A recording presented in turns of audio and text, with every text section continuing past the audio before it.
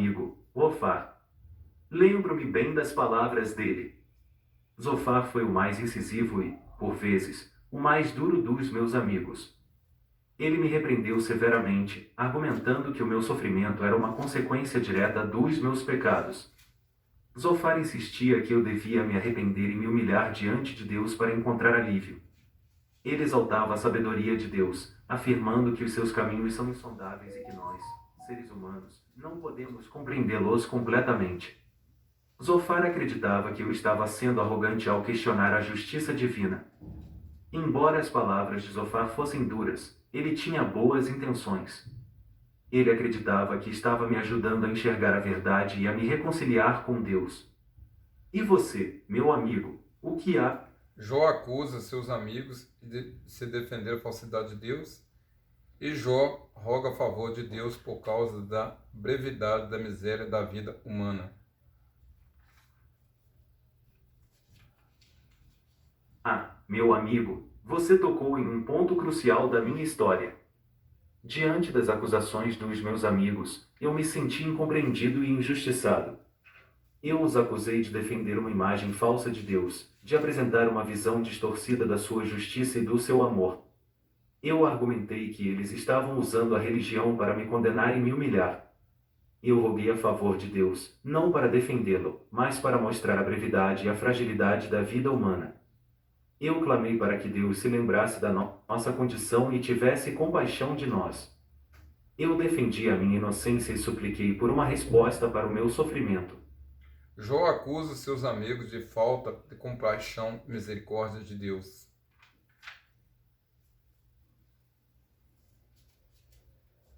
Ah, meu amigo, essa é uma ferida que ainda dói em minha alma. Eu me senti profundamente magoado com a falta de compaixão dos meus amigos. Em vez de me oferecerem consolo e apoio, eles me acusaram e me julgaram. Eles não foram capazes de enxergar a minha dor e o meu sofrimento. Eu os acusei de serem insensíveis e de não demonstrarem a misericórdia de Deus.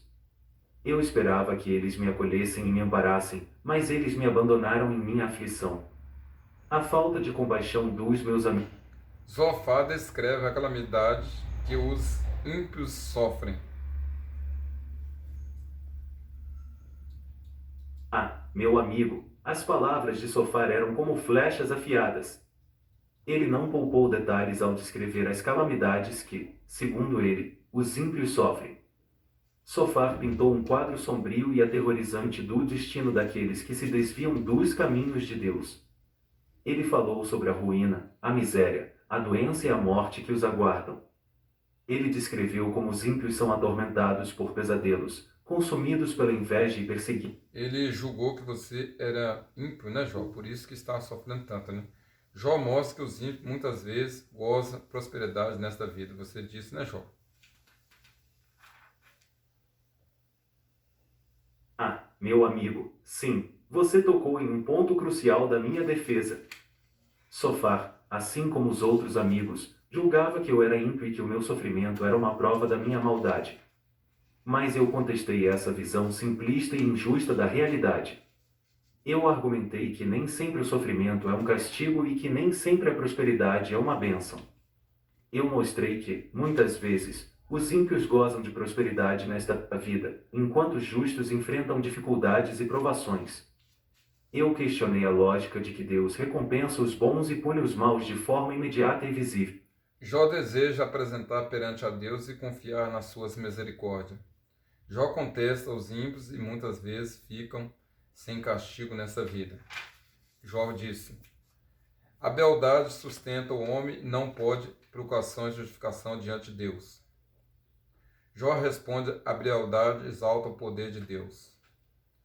Jó sustenta sua integridade e sinceridade.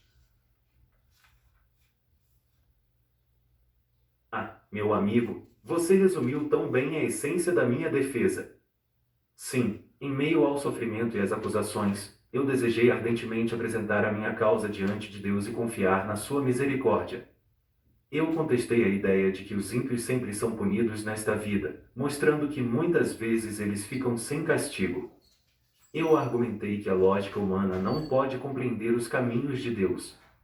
Eu afirmei que a beleza e a prosperidade não são garantia de aprovação divina e que a preocupação e a justificação diante de Deus são mais importantes. Eu reconheci que a beleza exalta o poder de Deus e que a sua criação é maravilhosa. Acima de tudo, eu sustentei a minha integridade e sinceridade.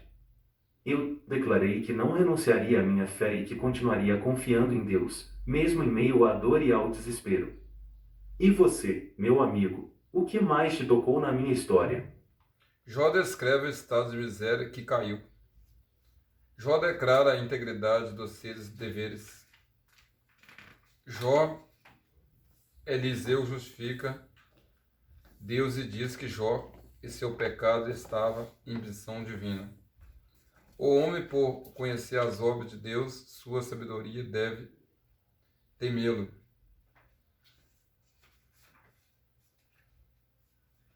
Ah, meu amigo, você capturou a essência do meu lamento e da minha luta.